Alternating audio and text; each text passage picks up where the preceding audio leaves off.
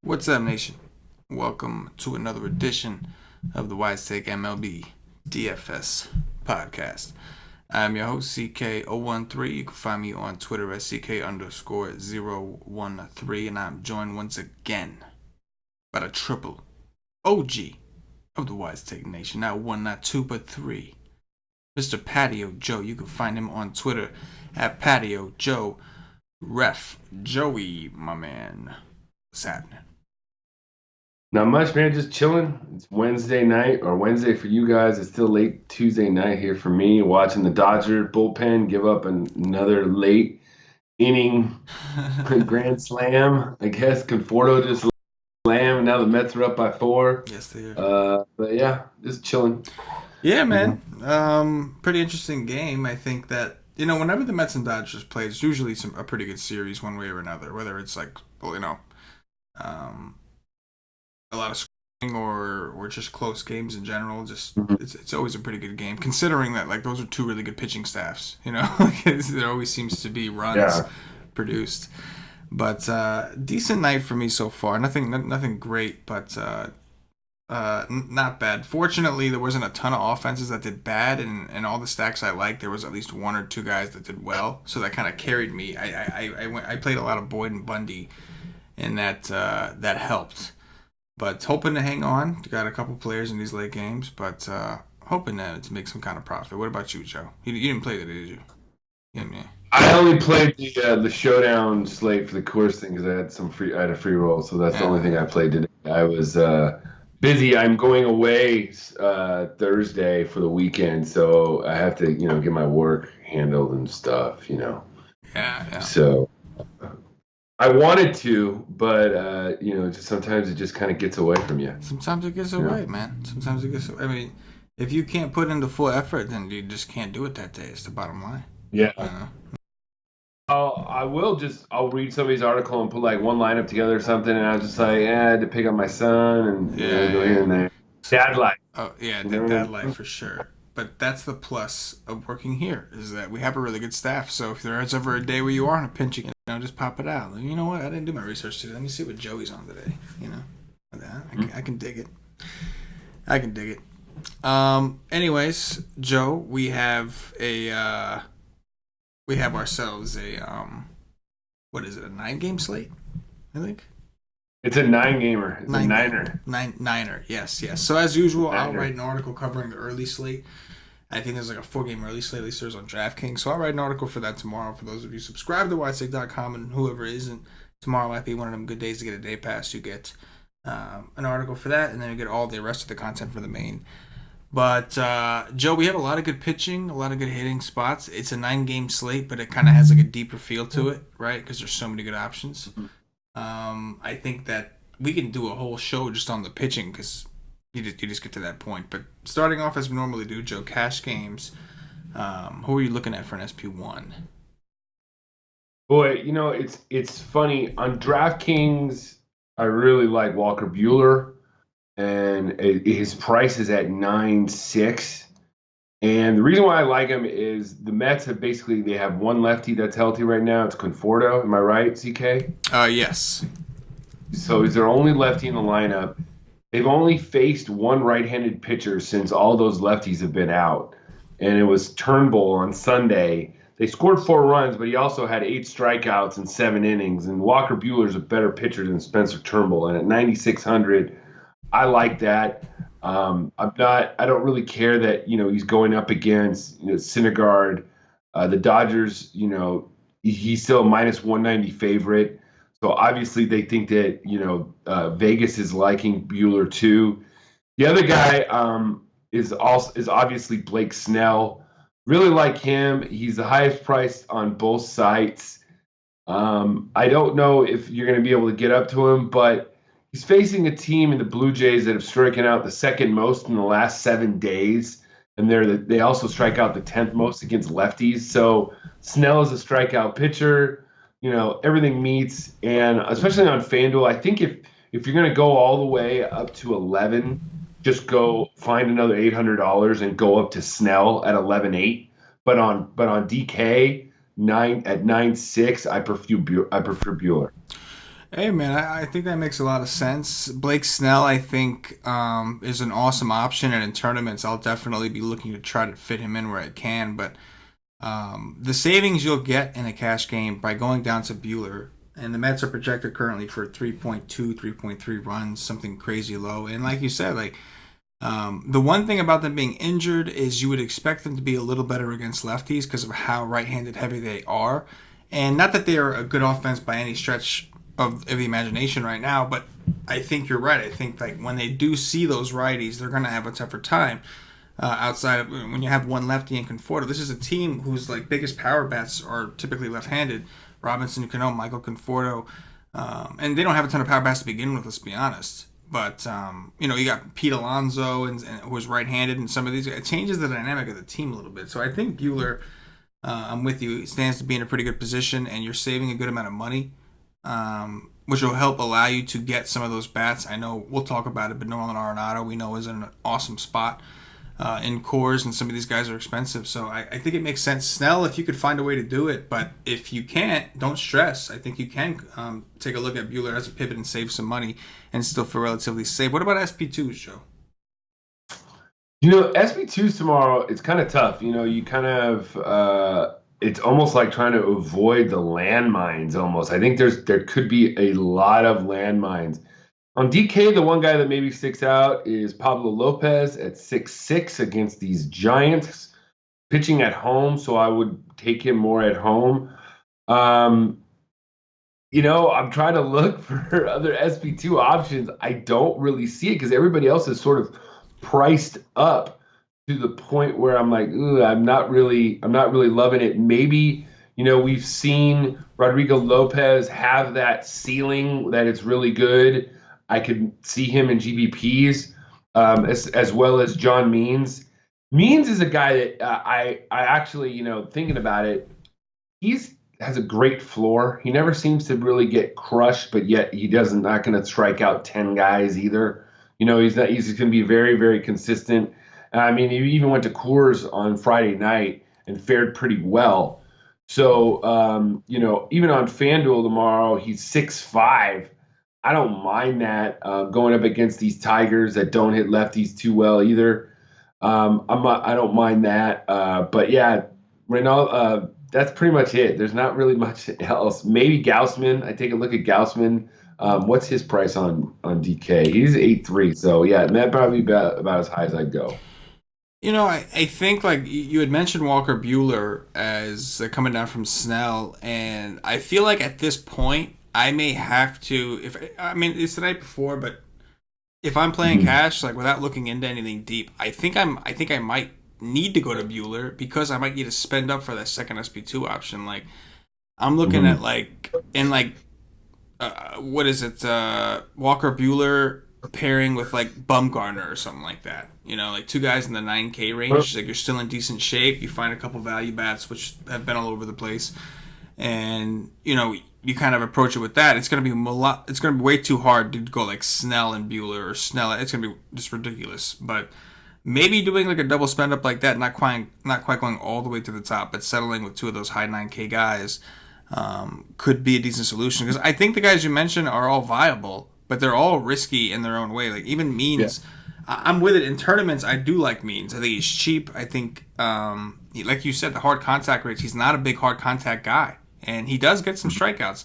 I don't love picking on the Tigers with lefties, and this is a terrible park for pitching.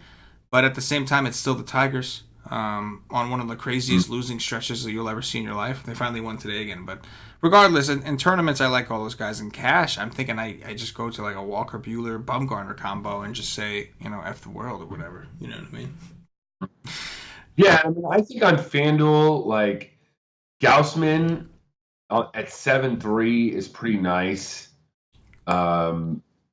It's you're trying to see who you're going to spin down for. I don't mind him. I think he's better. He's like 8.3 on DK, so he's a little bit cheaper on FanDuel. But there's nobody else. There's no run total out on that game, so I don't really know what Vegas is seeing. I don't know. They have Anibal Sanchez coming back, so I would imagine that Gaussman is going to be favored. Oh yeah, he'll be So favored. The Nationals right now are just awful. Like hmm. they're awful according to their record. But to be honest with you, their bullpen's a big reason that they're. So I mean, like, dude, they're like 10. They're like 2-10 in games that Max Scherzer started this year. 2-10. Hmm. And not that like Scherzer's not necessarily having like the best year of his career, but he's not bad. He's not doing. He's still Max Scherzer. And as far as like bullpen support, yeah, I think that's what they called it. Scherzer's like the worst in the league. 11 point something ERA that the bullpen gives up once he comes out of the game. It's just insane. Hmm. So yeah, I think the Braves will definitely be favored. It is supposed to be hot, like 91 degrees. The thing about Gausman, Nationals have been one of the worst teams in the league against righties. They've been awful. The only problem is, number one, they've recently gotten healthy, so I think we're starting to see those numbers slowly trend upwards. Like Soto is playing pretty well. Rendon's playing well. Trey Turner had like a 3-hit game today. And the problem with Gausman is like he's also a reverse splits kind of guy typically. So I think you're right. He's probably the lowest that I can see going in cash right now. But again, we're gonna want to dig in on them numbers. For sure. Let's talk tournament pivots, Joe. Talk to me. Does your approach change at all for tournaments? Oh, by the way, your boy from West Philadelphia, where he was born and raised, on the playgrounds where he played most of his days, he just hit a double. Nice. Yeah. 2 for 3. 2 for 3. Yeah. I love the name, bro. Will Smith is like, I automatically like you. Your name is Will Smith, I automatically like you. You know what I'm saying? You have to. How do you not? Let's see. Tomorrow when it comes to other options, in GPPs, it's not going to really. I don't think it's going to change much. I think all those guys that I mentioned down below become really good GPP options. I think you could look at a guy like Syndergaard at 9-1. He has the strikeout ability, but he's kind of like Kershaw this year, where he just kind of pitches to contact. Aaron Nola at 8-9 on FanDuel would also be kind of interesting, I think. At a lower price, going up against St. Louis. I never seem to pick St. Louis right, so I don't know if I want to attack them, because if I attack them, they're going to go off. Yeah. But yeah, there's another thing is, it looks like another price discrepancy I'm seeing is Reynaldo Lopez on FanDuel is 7-4, but on DK, he's 5-9. So somebody's thinking, he's a better play or not. I think that makes him a little bit better of a play on DK. What do you think? Yeah, man, I think that it's not a great park, but he is home. At least it's his home park. He's shown flashes. If you look at all his numbers, xFIP, everything, you would think he's a terrible pitcher, but if you look at his game logs, you'll see that he's not. And he throws hard, and it just works sometimes. So I don't mind it, man. I think like guys like him, and we're going to be hurting for some of these cheap options. You're going to be taking a risk regardless. At least he's a risk with strikeout upside, Mm-hmm. I also think you could also, if you wanted to throw a flyer in GPPs on Wade Miley at 6-6, he seems to be like just another guy that just never seems to like really get crushed that much. I mean, his last start was 6 innings and 8 strikeouts against the Red Sox at home. He's facing, a little bit of a depleted Cubs lineup. I mean, obviously you got to avoid, Baez and stuff like that. He's got some boppers, but at 6-6, yeah, I would take a shot on that. I mean, to me, he means is at 6-5, just as much upside tomorrow. Yeah. On DraftKings, Miley is significantly more expensive than like a Means. He's like $900 more. He's like $1,900 more than Ronaldo Lopez. So he's a little up there for the risk. But on FanDuel at that price, if you were going to go for a punt, I'm with you as far as comparing him to Means. Yeah, I mean, it's like Miley's actually been pretty solid, throwing the shit out of that cutter. Let's talk about some offenses, Joe. Just stacks, of course. Yes. Talk to me. We got cores. We've got some really high game totals, really high team totals. Who are the ones that stand out to you the most? Okay, so we have a couple really good spots. I mean, okay, so we have cores when we have a guy like Jeff Hoffman, who's been really bad this year at CK, right? And the Diamondbacks in Coors, who have just been crushing the ball the last 5 days, and is what they did in San Francisco. Now they come in here and they did well. They only have a 5.8 run total, and they're not the highest right now on the slate. The highest on the slate right now is the Phillies. Yes. At 6 runs because they're facing this boy who is just, This I feel boy, he like, says. just a baby. This boy. 20, he's 22. He's 22. He's just born, so he's the Genesis. Yeah, He's Genesis. the Genesis. Genesis He's born. Cabrera. Tell us about Genesis, the numbers that you know about Genesis. You were talking to me about Genesis earlier. Yes. So tell me about Genesis and why this guy, they have a 6-run total, more than the D-backs tomorrow, guys. Tell us about Genesis. So Mr. Genesis this season, the year of 2019 in AAA for the Cardinals, he's had 9 games. Now remember, guys, AAA is minor leagues. Yes, minor leagues, not the majors. Yes. So he has played in 9 games. He's appeared in 9 games. He started 7 of those games. He's got an 8.85 K per 9, a 4.31 walk per 9, which is very high, a 2.5. That's right, 2.5 home run per 9. He's got an ERA of 6.35 and an xFIP of 6.37. A 38% ground ball rate. He is going in Philly where it should be warm, it should be humid, it should be really good hitting environment, just like it was today. I think that might be why. It doesn't rain, but I mean it's gonna be humid. It's gonna be humid. You live like an hour and a half from there, so it's pretty much the same thing. Yeah. We could probably get some rain. It's probably humid, but it's probably gonna be warm as well as how it was today. It was an awesome hitting environment down there.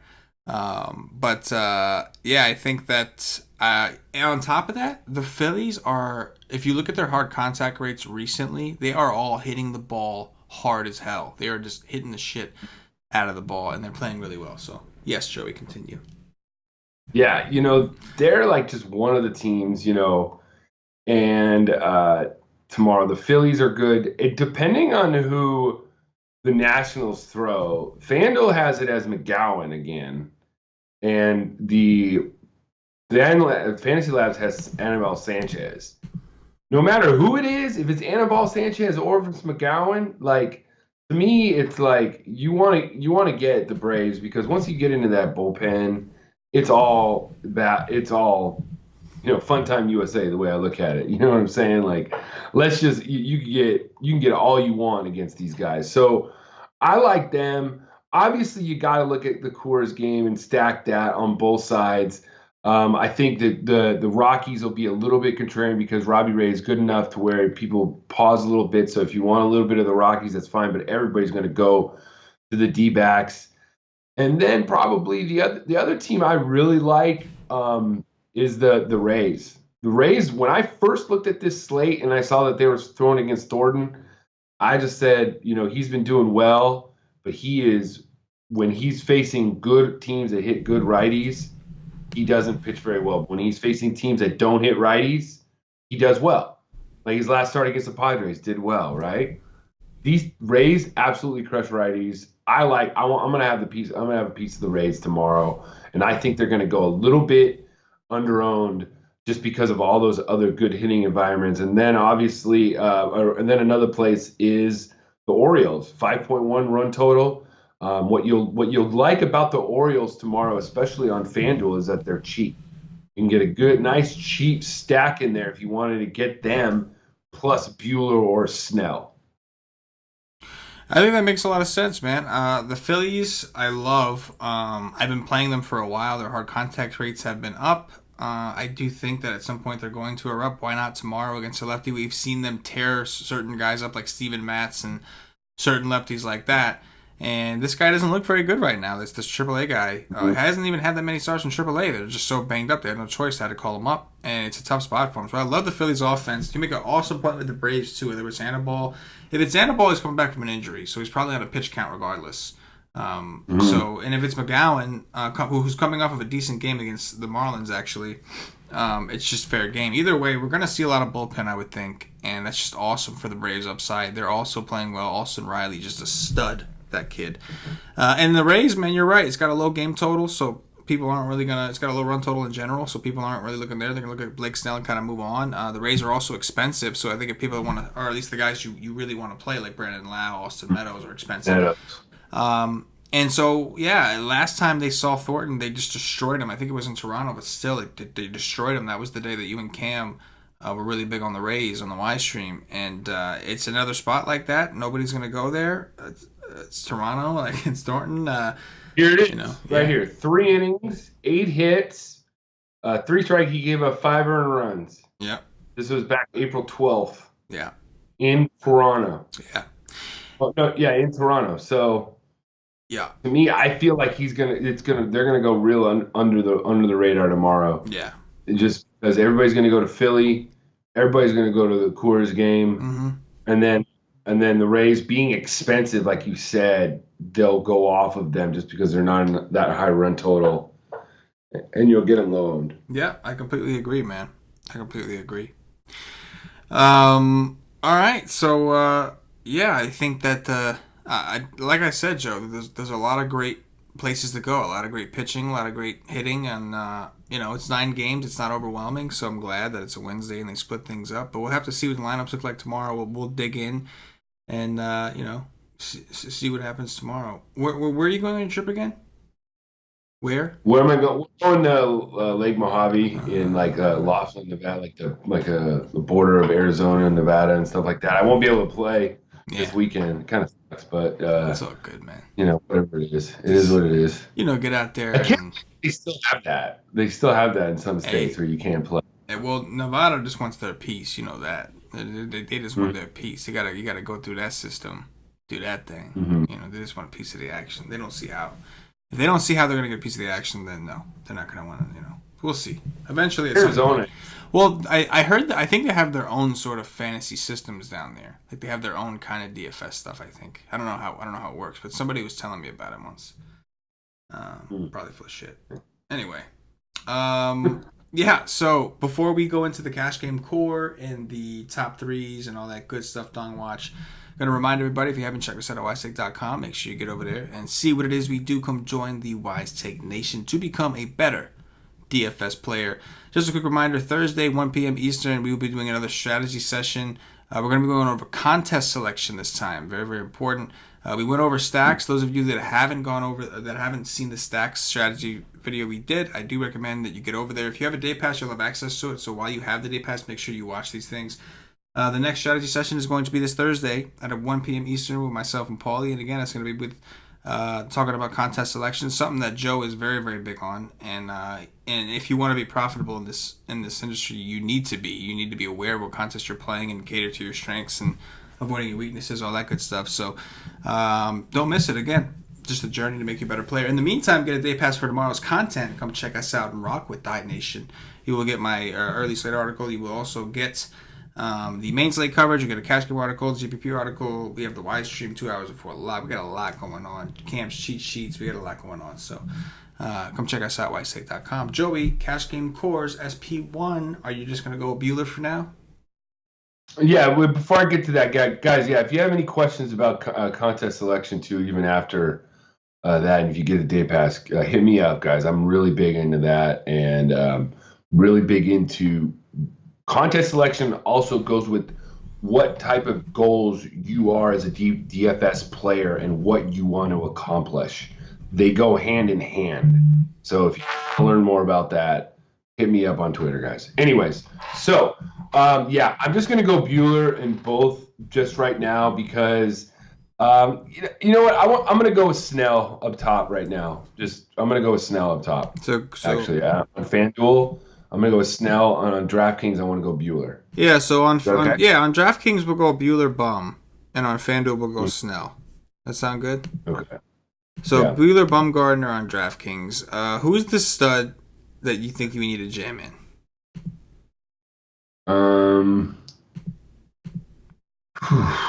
Boy. Let me see here.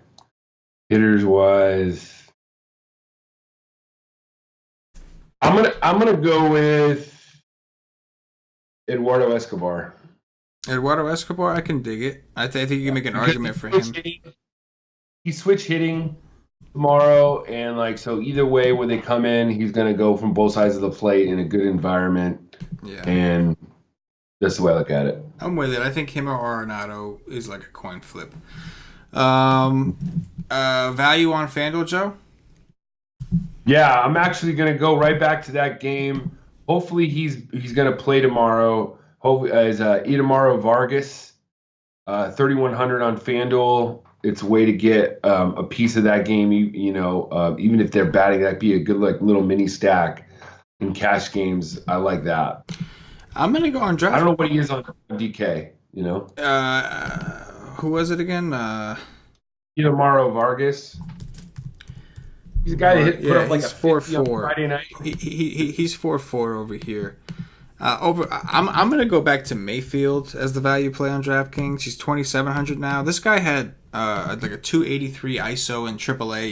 He was playing well. He gets Kendricks, a guy that's not really big on strikeouts. But at 2,700, man, he's shortstop and second base eligible. He will certainly help me jam in Arenado or Escobar with those pitchers and still have like 36.83 left. So I'll go with Mayfield as a value play here. Top 3 pitchers overall, Joe. Top 3 pitchers overall tomorrow night. I have Buehler number 1, Snell number 2, and number 3 will be John Means. Yeah, man, I think I'm going to go Blake Snell 1, Buehler 2, and John Means number 3 for me too, man. He's at home, and I kind of like that for the cheap if I got to do it. Top 3 stacks. Phillies number 1, Rays number 2, Diamondbacks number 3. I'm going to go Phillies. I'm going to go Braves, and Phillies, Braves. Ah, man, I'm so tempted. I guess I will. I'll go with the Rays with you, Joe. I like that, man. I like that call. Be different, yeah. Be different. There's a song that goes like that. Dong Watch, Joe. Who's going deep? Austin Meadows. I like that. I will go with the lefty. I'm gonna go with Gene Segura from the Phillies, man. Nice. Reynaldo Nunez. I'm going to go with Reese MFN Hoskins. All right, sticking with that game. All right, nice. And then I'm going to go with my third choice because I know you guys are watching it or wondering, hoping. Ronald Acuna. Ronald Acuna. I like that. I will go with I'm gonna stick with the Braves as well, and I'm gonna go with Freddie Freeman, baby. Freddie Freeman, baby. Let's go. Let's go. Let's go. I was almost gonna go there too. There you go. He was my other guy to go to, so yeah. And that is gonna do it for the White Sox DFS podcast. If you're watching on YouTube, please click that thumbs up, that like button, subscribe to the channel. If you're watching on Facebook, give us a like and a share to support the nation. If you're watching on Twitch or Twitter, give us a follow, give us a retweet. And if you're listening to us on Podbean or iTunes, give us some 5-star reviews. Joey, anything in closing before we get up out of here? No, man. The Mets are beating the Dodgers 6-3, so it's a beautiful thing, Joe. You know, this might be the highlight of my team's season. So let us enjoy this. Let us just enjoy. You're this. right. You're right. For Patio Joe, for myself, the entire White Sox Nation, as always, good luck. Peace. Yeah.